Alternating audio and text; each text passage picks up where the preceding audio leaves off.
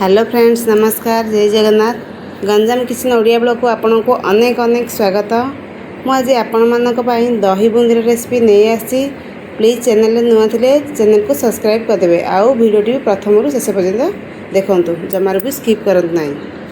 यह बनवाई मु फ्रेश दही नहीं, पैकेट वाला दही नहीं। आपड़ चाहिए घरे बसैकी दही नहीं जी। तापर आम से पानी देदेबा।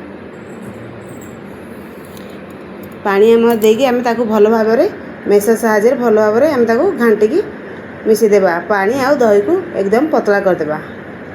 आपण को जी आवश्यक पतला से ही नेबे।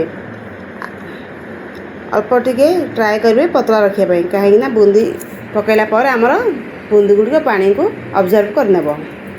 तापर आम से स्वाद अनुसार लुण देदेबा। आताकू बैलेंस को खटा को बैलेंस करने आम से अल्प चीनी देदेबा। चीनी देदेबा द्वारा दही बूंदीर टेस्ट भल आसब। तापर आम से अल्प टिके मरच गुंड देदेबा। अल्प जीरा पाउडर देदेबा।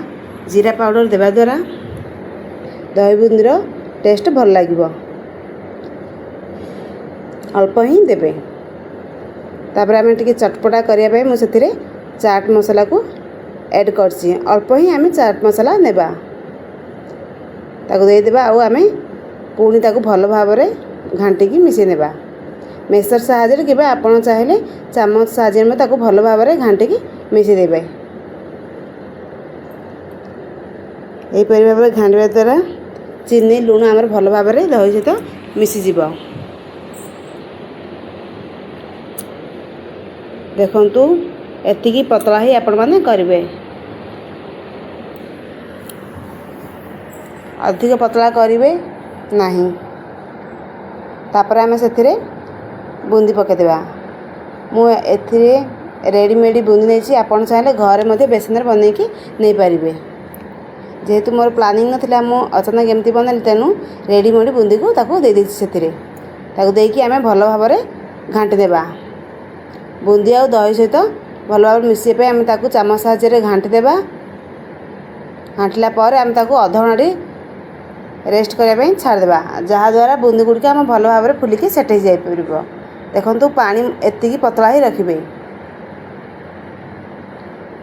मुझे देखा से ही पतला रखिए। अधिक मोटा रखिले एकदम दही बूंदी मोटा मोटा हो देखिपे।